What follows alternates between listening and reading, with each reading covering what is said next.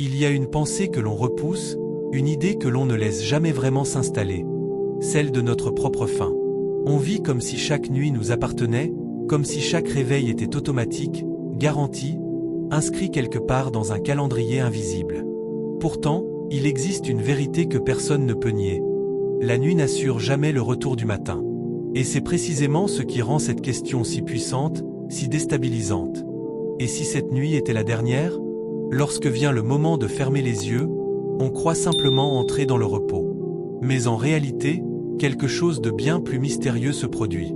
Le corps se relâche, la conscience s'efface, et l'âme s'éloigne. C'est un passage silencieux que l'on traverse, vulnérable, sans contrôle. La tradition l'appelle « la petite mort », un rappel quotidien que notre existence tient à un fil aussi fin que le souffle qui s'échappe de nos lèvres. Chaque fois que tu t'endors, tu t'en remets à une force qui dépasse ta volonté. Tu ne sais pas si tu rejoindras ce monde à l'aube. Tu ne sais pas si ton cœur battra encore lorsque le soleil se lèvera. Et pourtant, on s'abandonne au sommeil sans réfléchir, comme si ce moment n'avait aucune signification, aucune portée spirituelle. On glisse dans la nuit avec la certitude inconsciente de se réveiller, une certitude que tant d'êtres humains avant nous n'ont pas eue. Cette réalité, lorsqu'on ose l'observer sans détour, crée une tension particulière. Non pas une peur étouffante, mais un réveil intérieur. Un sursaut de conscience. Elle pousse à regarder autrement ce moment où l'on s'allonge, où l'on replie la journée derrière soi, où l'on confie son âme au silence. Car si ce sommeil ressemble à une mort temporaire, alors les secondes qui le précèdent ne sont pas anodines. Elles deviennent sacrées, lourdes de sens, presque solennelles. Et c'est précisément là que naît toute l'émotion de cette introduction. Dans cette prise de conscience brutale, mais nécessaire. Dans cette invitation à ne plus vivre la nuit comme une simple coupure, mais comme une étape spirituelle. Dans cette idée qu'avant que l'âme ne s'élève, il y a quelque chose à dire, quelque chose à déposer, quelque chose à réparer. Cette tension délicate entre la fragilité de la vie et la sérénité du sommeil forme le point de départ du voyage que va entreprendre le spectateur. Un voyage où chaque nuit devient un rappel, une opportunité, un retour vers Allah. Avant qu'il ne soit trop tard. Avant de commencer cette vidéo, n'oubliez pas de liker cette vidéo, car cela nous donne beaucoup de force pour continuer à partager du contenu bénéfique. Et je vous invite à vous abonner à notre chaîne et d'activer la cloche de notification. Si vous avez des questions ou des commentaires en cours de route, n'hésitez pas à les laisser en bas, j'apprécie beaucoup vos retours. Allons-y. Il existe un moment que presque tout le monde traverse sans vraiment y penser. Celui où l'on ferme les yeux et où le monde autour de nous s'efface. On croit que ce geste est banal, qu'il se répète automatiquement, qu'il ne représente rien d'autre qu'une pause dans nos journées trop chargées. Pourtant, cette transition silencieuse entre la veille et le sommeil est bien plus profonde qu'on ne l'imagine. C'est un passage fragile, un instant où l'âme quitte temporairement le corps et où l'être humain se retrouve, sans le savoir, suspendu entre deux mondes. Dans la tradition, le sommeil est décrit comme une forme réduite de la mort. Pas symbolique, pas métaphorique, réel, mais temporaire. Une petite mort, comme un rappel discret envoyé chaque nuit pour nous faire comprendre que le retour à la vie n'est jamais garanti. Et si l'on prend un instant pour y réfléchir honnêtement, cela change tout, aucune nuit n'est promise. Aucune respiration du matin n'est certaine. Chaque coucher est en vérité une épreuve invisible dont certains ne reviennent jamais. Ce constat, qu'on évite souvent par confort ou par peur, devrait pourtant transformer notre façon de vivre nos soirées. Car si l'on savait que cette nuit pourrait être la dernière, laisserions-nous nos pensées s'endormir sans adresser un mot à celui qui détient nos âmes? Fermerions-nous les paupières sans déposer nos regrets, nos doutes, nos remerciements, nos faiblesses ou nos espoirs entre ses mains? On passe nos journées à courir, à s'inquiéter, à planifier. Mais au moment où tout s'arrête, il reste une vérité simple. C'est Allah qui décide si notre âme redescendra au matin. Ce simple fait donne au coucher une dimension sacrée. C'est un rendez-vous silencieux où l'être humain se retrouve nu de tout, vulnérable, suspendu à la miséricorde de son Créateur. Et c'est pour cela que certaines paroles, certains instants, certains élans du cœur peuvent changer toute une destinée. Avant de dormir, parler à Allah n'est pas un geste pieux en plus, ni une pratique réservée à quelques personnes très religieuses. C'est un besoin, un refuge, un acte de lucidité. C'est la manière la plus authentique de reconnaître notre fragilité et de placer notre confiance là où elle ne sera jamais trahie. Chaque nuit est un rappel. Chaque nuit est une chance. Et chaque nuit peut devenir une élévation, ou une occasion manquée. Il y a des jours où la vie semble lourde, où les pensées se bousculent, où l'on croit manquer de tout. De temps, d'énergie, de solutions, d'amour, de soutien. Dans ces moments-là, on regarde souvent ce qui nous fait défaut, mais rarement ce qui nous porte encore. Pourtant, derrière les détails que l'on considère comme évidents, il existe une abondance silencieuse qui ne cesse jamais de nous entourer. Et cette abondance mérite une réponse, allant du Lia. La gratitude n'est pas un mot répété machinalement ni un rituel figé. C'est un état du cœur. Un éclair de lucidité qui nous fait voir ce que l'on avait oublié. Chaque souffle, chaque battement, chaque instant de répit est un cadeau immérité. On traverse la journée en consommant ses bienfaits comme si le monde nous les devait. Alors qu'en vérité, rien n'était garanti. Ni la nourriture qui a touché nos lèvres, ni l'eau qui a calmé notre soif, ni la force qui nous a permis de nous lever. Le prophète disait qu'Allah aime qu'on le remercie même pour une seule bouchée, une simple gorgée. Car celui qui reconnaît le peu reçoit beaucoup. Celui qui dit « Alhamdoulilah » sincèrement ne fait pas qu'énoncer une phrase. Il ouvre une porte. Une porte vers plus de lumière, plus de paix, plus de bénédiction. La gratitude n'est pas seulement un remerciement. C'est un aimant qui attire la miséricorde, un miroir qui reflète la grâce qu'elle a place dans nos vies, même dans les instants où nous ne la percevons pas. Et la nuit, avant de fermer les yeux, cette gratitude prend une dimension encore plus précieuse. Car c'est le moment où les illusions tombent, où la vérité redevient simple, où l'on peut se dire « Qu'est-ce qui, aujourd'hui, m'a donné une raison d'être reconnaissant ?» Peut-être un sourire inattendu, un repas chaud, une douleur qui s'est apaisée, un danger évité, une prière accomplie, ou simplement le fait d'avoir vécu une journée de plus sous la protection du très miséricordieux. Se poser cette question avant de dormir change la texture même du cœur. Cela chasse la lourdeur et laisse place à une sensation calme, presque lumineuse. Comme si le fait de reconnaître les bienfaits effaçait les ombres de la journée. C'est pour cela que l'un des exercices les plus puissants consiste à identifier 3 choses précises pour lesquelles on est reconnaissant. 3 lumières, même petites. 3 traces de miséricorde dans le chaos du quotidien. Une fois ces 3 bienfaits nommés, la phrase « Alhamdoulilah » ne sort plus seulement des lèvres, elle sort de l'âme. Et celui qui termine sa journée avec un cœur reconnaissant s'endort avec une lumière que beaucoup cherchent dans ce monde, mais qui ne s'obtient qu'auprès d'Allah. Il existe une fatigue plus lourde que celle du corps, celle que l'on porte dans la poitrine. Les pensées qui tournent sans cesse, les inquiétudes qui serrent la gorge, les regrets qui pèsent sur les épaules. On s'endort parfois avec plus de poids qu'on en a porté durant toute la journée, comme si la nuit devenait un prolongement de nos tourments au lieu d'être un refuge.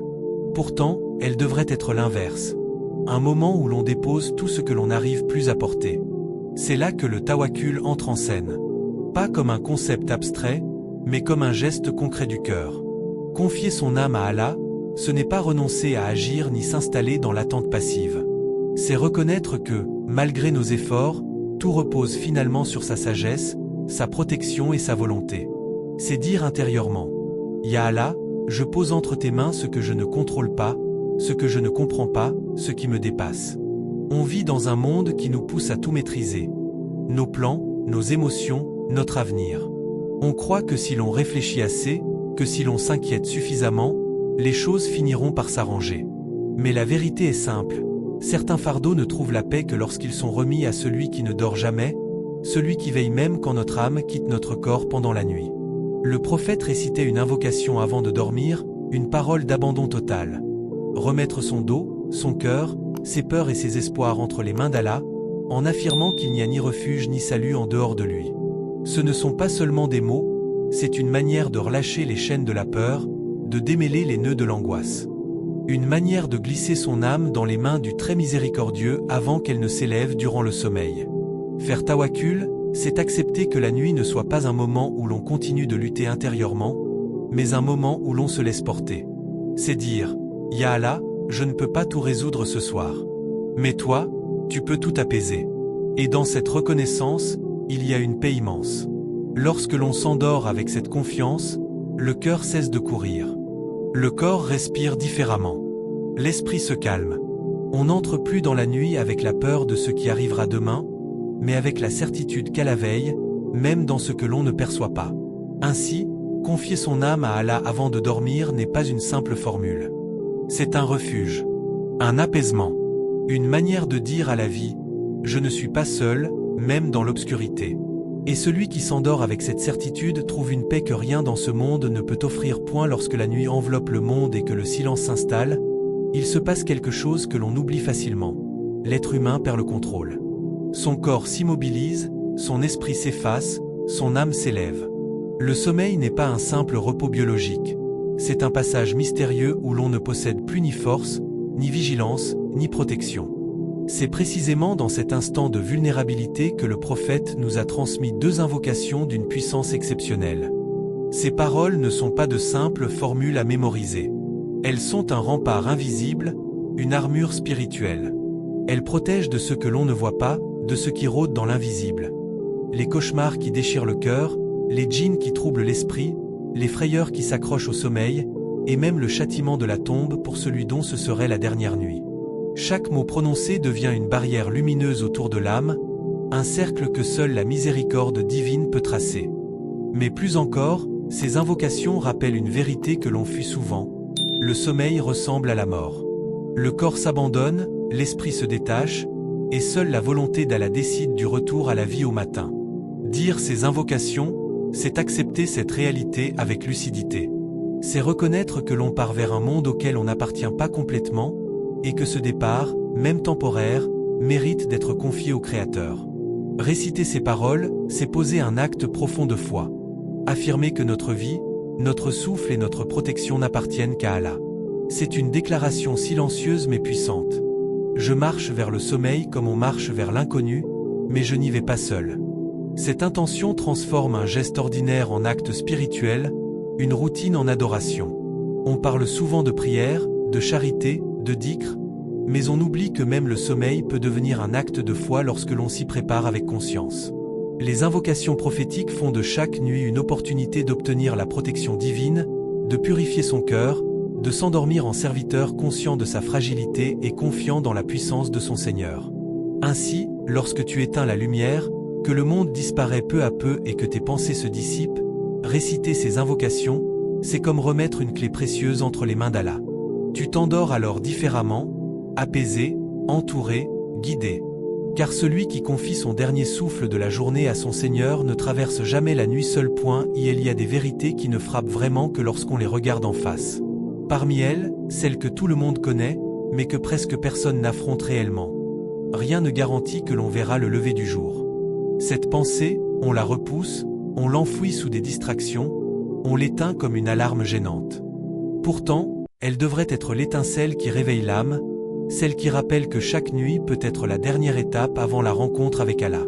L'objectif de ce message n'est pas d'effrayer ni de rendre la mort obsédante. C'est de briser l'illusion que les nuits se succèdent automatiquement. C'est de provoquer cette prise de conscience douce mais profonde. Et si aujourd'hui était la dernière fois que tu poses la tête sur ton oreiller? Ce simple questionnement peut transformer toute une vie spirituelle. Parce que lorsqu'on réalise la fragilité de son existence, la foi cesse d'être théorique.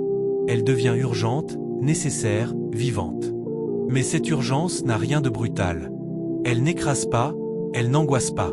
Elle appelle vers quelque chose de plus apaisé, de plus essentiel. Elle pousse à chercher la paix, la repentance, la gratitude, la confiance. Elle fait naître ce besoin de parler à Allah avant de fermer les yeux, non par peur, mais par lucidité. Parce que le cœur sait, au fond, que c'est lui la seule sécurité réelle. Ce script veut toucher l'âme là où elle est la plus sensible. Ce moment où la journée s'éteint, où le silence reprend sa place, où l'être humain se retrouve face à lui-même. Ce moment où les regrets murmurent, où les peurs reviennent, où les fardeaux se font sentir. Et c'est justement dans cet état fragile qu'une parole adressée à Allah peut tout changer. Une demande de pardon peut alléger une journée entière. Un « Alhamdoulilah » peut éclairer une nuit. Un acte de confiance peut transformer l'angoisse en sérénité. L'objectif est d'amener le spectateur à ressentir, plus qu'à comprendre, que son lien avec Allah ne doit pas attendre demain. Qu'il n'existe pas de moment plus intime, plus pur, plus vrai que quelques instants avant de s'endormir. L'objectif est de l'amener à s'arrêter, à respirer, à réfléchir. Que vais-je dire à mon Seigneur avant que mon âme ne s'élève? Et si cette simple réflexion devient une habitude, alors chaque nuit peut devenir une renaissance. Chaque nuit peut réparer ce que le jour a brisé. Chaque nuit peut rapprocher une âme de celui qui l'aime plus qu'elle ne s'aime elle-même. Le but ultime est là, changer profondément, sincèrement, durablement, la manière dont le spectateur se connecte à Allah avant de sombrer dans le sommeil. Une histoire ne touche vraiment que lorsqu'elle est construite pour atteindre le cœur dans son moment de vulnérabilité. Le script s'appuie précisément sur cette mécanique émotionnelle, en adoptant une structure pensée pour capter l'attention, l'approfondir, puis la transformer en réflexion intérieure. Tout commence par une question brutale, presque inconfortable. Et si cette nuit était ta dernière? Ce type d'interrogation agit comme une secousse. Elle arrache le spectateur au confort de la routine, oblige son esprit à sortir du mode automatique. Une question choc n'a pas seulement pour but de surprendre. Elle ouvre une brèche dans laquelle le message peut s'installer. C'est la clé d'entrée d'une narration spirituelle forte. Ensuite vient l'ancrage dans la réalité. La fragilité de la vie et le sommeil décrit comme une « petite mort ». Cette idée n'est pas là pour effrayer, mais pour donner du poids à ce qui va suivre. Elle rappelle que le sommeil n'est pas une simple pause, mais un moment où l'âme s'élève, où le destin peut se décider. En exposant cette vérité, le script prépare le cœur à comprendre pourquoi les paroles à prononcer avant de dormir sont essentielles. Puis, sans brusquer le spectateur, la narration introduit progressivement les 3 paroles fondamentales. L'istighfar, la gratitude, le tawakkul, chacune est amenée comme une étape naturelle, presque logique, dans le parcours du croyant avant de s'endormir. Cette progression méthodique crée un sentiment de clarté et de cohérence, comme si l'on déroulait un chemin à suivre, nuit après nuit. Pour renforcer l'impact émotionnel, le script s'appuie sur des histoires réelles ou inspirées de situations authentiques. Une sœur dont la dernière note était une invocation, un homme pieux retrouvé en prosternation, la sincérité d'un cœur repentant. Ces récits ne sont pas décoratifs, ils incarnent les enseignements, ils donnent un visage humain à ce qui pourrait rester abstrait. Ils créent un lien intime entre le spectateur et les paroles évoquées. À ces histoires s'ajoutent les hadiths et versets coraniques, qui servent de colonne vertébrale spirituelle.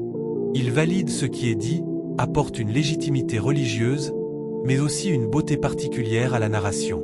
Ils donnent le sentiment que ce chemin nocturne n'est pas une invention, mais une tradition enracinée, éclairée par la parole et la guidance prophétique. Enfin, le script se referme en rappelant clairement les 3 paroles et les invocations prophétiques, comme un résumé qui renforce la mémorisation et l'intention. La dernière étape est un appel direct, penser à sa propre vie, écrire, partager, transmettre. Non pas pour la forme, mais pour transformer l'émotion ressentie en action concrète.